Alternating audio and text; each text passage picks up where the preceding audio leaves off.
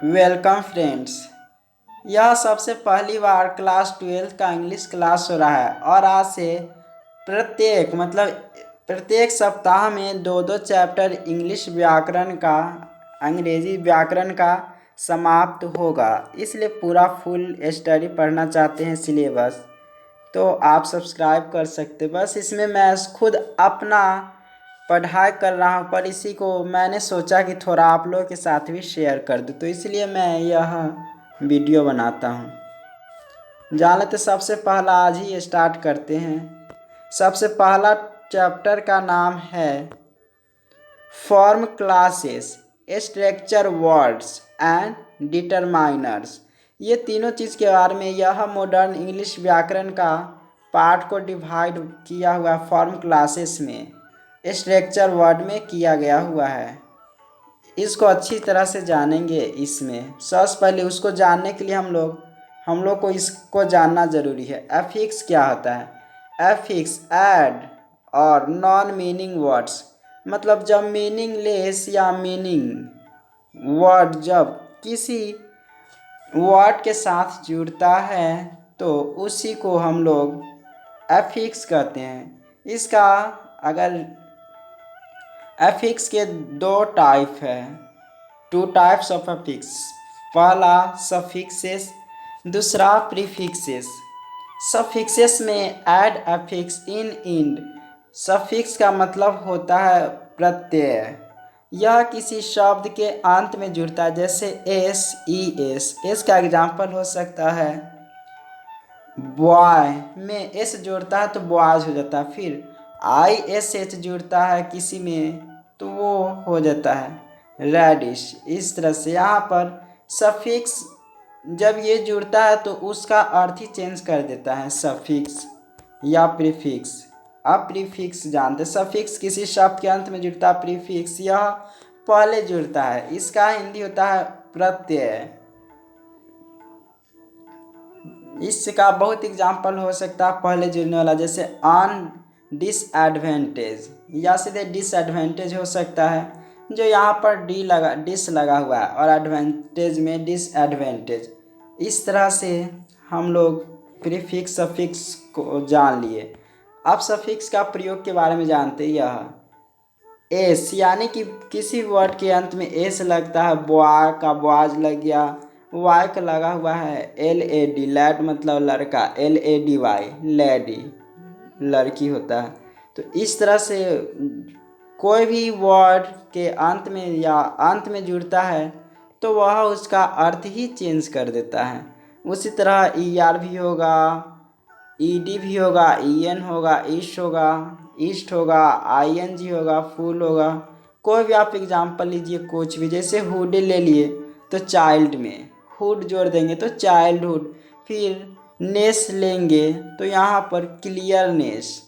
तो इस तरह से उसका वर्ड चेंज हो जाएगा जो पहले था यह जुड़ने के बाद। सफिक्स के प्रयोग जान लिए। अब प्रीफिक्स के प्रयोग में आते हैं। प्रीफिक्स इसमें on, dis, mis, extra, over, crowd, इस तरह से बहुत सारे प्रीफिक्स का प्रयोग इंग्लिश में होता है। इस तरह से बता चुके हैं। यानी अनकाइंड, काइंड में अन जुड़ गया तो यहाँ पर जो दयालुता था अदयालुता हो गया, अदयालु हो गया। तो इस तरह से जुड़ने के बाद उसका अर्थ चेंज होता था। यही सफिक्स प्रीफिक्स है। अब form classes and structure words पर आते हैं हम लोग।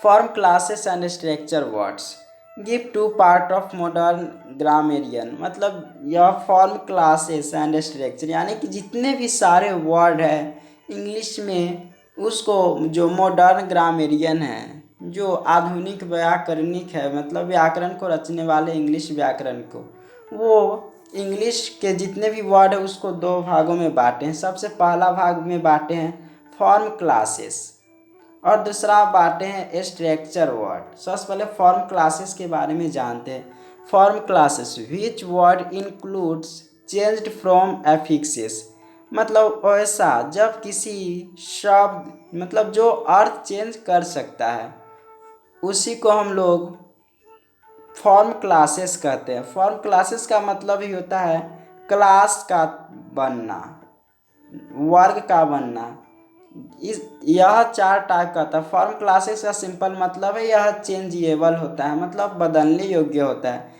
इसके 4 प्रकार है। सबसे पहला नाउन, नाउन के भी रूप बदलते, जैसे बॉय में हम बॉयज जोड़ देंगे तो यहाँ पर बदल गया।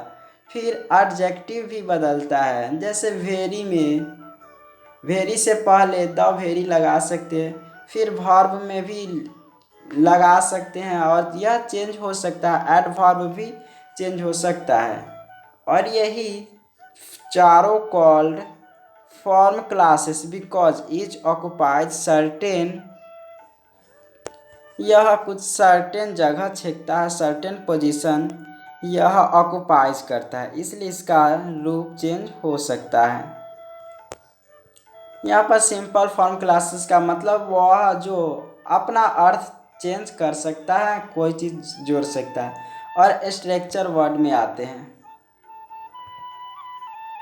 स्ट्रक्चर वर्ड, इसमें कोई इफेक्ट नहीं पड़ता और किसी के साथ यह जुड़ता भी नहीं है, यही स्ट्रक्चर वर्ड है। इसमें 10 तरह के आते हैं चैप्टर ग्रामर का, जिसमें डिटरमाइनर्स है, प्रोनाउंस है, प्रोपोजिशन है, ऑक्सिलरीज है, इंटेंसिफियर्स है, कंजक्शन है, इंटरजेक्शन है, सेंटेंस कनेक्टर है, सच ऑर्डिनेटर्स है, सब ऑर्डिनेटर्स है, क्वेश्चन वर्ड्स है। ये 10 इसमें आते हैं। एक एक करके हम इस 10 के बारे में जानेंगे। यही मॉडर्न इंग्लिश ग्रामर में 2 भागों में ही बांटा गया हुआ जितने भी सारे वर्ड हैं। लेकिन पिछले हम लोग जो ट्रेडिशनल ग्रामर है पढ़े थे, उसमें 8 भाग, जितने भी सारे इंग्लिश के वर्ड है 8 भागों में बांटा गया था। उसी को हम लोग कहते थे पार्ट ऑफ स्पीच। एक एक करके जानते। सबसे पहले डिटरमाइन के बारे में जानते, डिटरमाइनर्स के बारे में। डिटरमाइनर्स नाउन के अराइवल का सूचक है। अराइवल मतलब होता है आने वाला, मतलब जब डिटरमाइन किसी शब्द के पहले जुड़ता है तो पता चल जाता है हाँ आगे नाउन आने वाला है। यह फॉलोइंग मेन डिटरमाइंस है, जैसे आर्टिकल, ए एंड द, ये जहाँ भी लगता है तो पता चल जाता है इसके बाद नाउन आने वाला है। उसके बाद पॉसेसिव एडजेक्टिव, जैसे my, your, ours, his, its, their, यहाँ पर भी इसके बाद जब ये लगता है तो पता चलता है कि नाउन आने वाला है। फिर demonstrative, this, that, these, those, यहाँ पर भी पता चलता है नाउन आने वाला है डेमोस्ट्रेटिव में। जैसे अगर वाक्य भी लेंगे आर्टिकल का, आई एम ए स्टूडेंट, ए के बाद आ गया नाउन, तो इस तरह से यह नाउन का सूचक है। फिर माई डॉग्स आर बैड, तो यहाँ पर माई के बाद फिर डॉग आ गया तो यहाँ पर नाउन का ये सूचक। इस तरह से कोई भी एग्जाम्पल ले सकते। फिर दैट, यहाँ पर ले लिए दैट बॉय आर गुड, तो वहाँ पर दैट, इस तरह से नाउन का अराइवल है। फिर डी में है adjective of number of quantity, मतलब जो ऑब्जेक्टिव का नंबर होता है एडजेक्टिव का, वह उसके आने के बाद भी नाउन आता है, जैसे one, first, third, all, whole, enough, less, इस तरह से बहुत सारे हैं जो जब यह आता है तो पता चलता है इसके बाद नाउन आने वाला है। कोई वर्ड लेंगे, जैसे यहाँ पर ऑल है तो ऑल बॉयज आर गुड, यहाँ पर नाउन आ गया, तो इस तरह से यह नाउन का सूचक है। फिर डिस्ट्रीब्यूटिव एडजेक्टिव में each, every, neither, both. Distributive मतलब होता है बांटना, बांटने वाले के अर्थ जहाँ रहे वहाँ पर भी डिस्ट्रीब्यूटिव के आगे आने वाले नाउन आते हैं, जैसे ईच टीचर्स आर गुड्स, प्रत्येक टीचर अच्छे होते हैं, तो यहाँ पर ईच टीचर्स, इस तरह से नाउन आया। फिर इंट्रोगेटिव एडजेक्टिव, इसमें क्वेश्चन के बारे में पूछा जाता है, यहाँ पर व्हाट, व्हिच, होज, इसके बाद नाउन आता है। फिर some phrase donating quantity and numbers, मतलब कुछ फ्रेज भी आते हैं जिसके बाद नाउन आते हैं, जैसे a large number of harmonium, एक बहुत संख्या में हारमोनियम, हारमोनियम यह नाउन है, तो इसके साथ आ गया, मतलब ये हमेशा नाउन का अराइवल होता है, उसी को हम लोग डिटरमाइनर कहते हैं। एक great ideal of Mahatma Gandhi, तो इस तरह से डिटरमाइनर से एग्जाम्पल भी हम बता चुके हैं। दोज बुक्स आर यूजफुल, यहाँ पर दोज के बाद बुक्स आया जो कि नाउन का अराइवल है। फिर which in sentence this that these those, मतलब विच यहाँ पर नोट में लिखा हुआ है कि वेन इन सेंटेंस, जब सेंटेंस में, that these those of with note add nouns then called determiners, मतलब जब सेंटेंस में दिस दैट दीज दोज ये सभी के साथ कोई noun with note and nouns, मतलब यह नहीं रहे तब ये नाउन का सूचक नहीं होगा, और जब ये रहे तो उसका नाउन का अराइवल होता है, उसी को डिटरमाइनर्स कहते हैं। And such condition call demonstrate pronoun, और इस तरह के जो कंडीशन होता है, स्थिति होता है, उसको डिमोस्ट्रेट प्रोनाउन कहते हैं। एग्जाम्पल है दिस या दैट इज माई पेन, तो यहाँ पर अराइवल है नाउन का, यहाँ पर अराइवल नहीं है, क्योंकि यह हमेशा डिटरमाइनर है। ये अराइवल का सूचक जहाँ पर ये नहीं होगा उसको हम लोग डेमोस्ट्रेटिव प्रोनाउन कहते हैं। अब ये अंतर जानते हैं, difference between determiners and adjective, determiners और एडजेक्टिव में अंतर जानते हैं। एडजेक्टिव को दो भाग में बांटा गया हुआ है, एक डिटरमाइनर्स, दूसरा एडजेक्टिव। मतलब एडजेक्टिव एक वही है, लेकिन एक का फॉर्म चेंज होता है लेकिन एक का चेंज नहीं होता है, तो इसी को एडजेक्टिव को दो भाग में बांटा गया हुआ है, एक एडजेक्टिव ही और एक दूसरा डिटरमाइनर।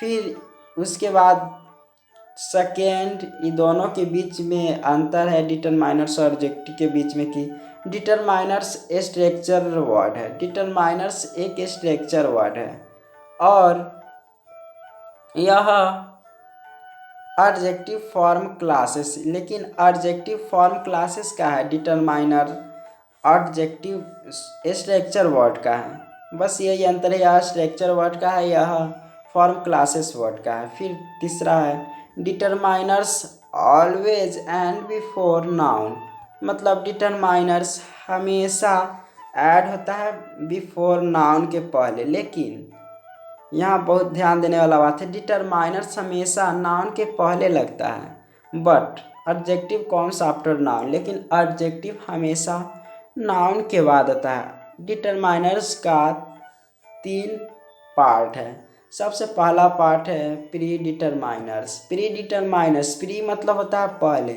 जब पहले जुड़े किसी डिटरमाइनर्स में उसी को प्री डिटरमाइनर्स कहते। All, double, one third, who, इस तरह से आप पहले जुड़ा। फिर पोस्ट, पोस्ट मतलब होता है बाद में। डिटरमाइनर्स 1 यह ऐड होता है किसी के बाद, किसी नाउन के बाद में। फिर थर्ड है सेंट्रल डिटरमाइनर। सेंट्रल डिटरमाइनर उस के दोनों के बीच में जुड़ता है, जैसे दिस, दोज, एनी, इस तरह से यह किसी जुड़ता है, नाउन के सेंट्रल डिटरमाइनर्स बीच में जुड़ता है। एग्जाम्पल देखिए, आई हैव रीड, मुझे पढ़ना है, ऑल हिज 6 नॉवेल्स, जितने भी सारे 6 नॉवेल है वो मुझे पढ़ना है। तो यहाँ पर ऑल दिया हुआ है रीड, यानी कि रीड के बाद ऑल यानी कि पोस्ट, यह डिटरमाइनर से। इस तरह से पोस्ट, प्री और सेंट्रल डिटरमाइन का हम लोग जान सकते हैं, तीनों के बारे में पहचान सकते हैं। अब दूसरा है पार्ट, सबसे पहला था डिटरमाइनर्स, सेकेंड है pronouns. I, me, she, them, it, ये सभी प्रोनाउन है। क्लास हम लोग 9वां 10वां से ही पढ़ते आ रहे होंगे। Pronouns I, we, you, he, she, it, them, ये सभी को प्रोनाउंस कहते हैं। ये भी किसी नाउन के पहले प्रयुक्त होता है।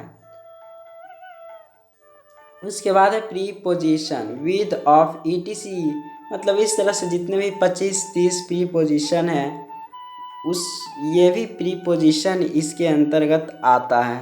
Preposition auxiliaries for pronouns, intensifier, conjunction, interjection, ये सारे जितने भी वर्ड हैं इसकी चर्चा हम लोग अगले कुछ दिनों में करेंगे।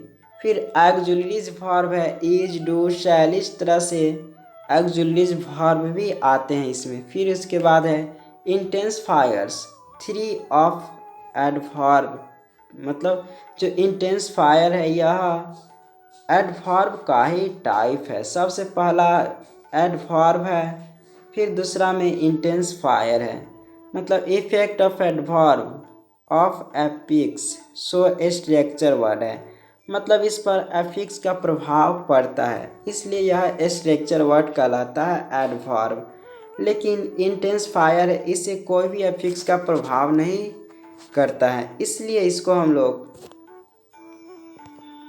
डिटरमाइनर्स मतलब फॉर्म क्लासेस के अंतर्गत रखे हैं। उसके बाद है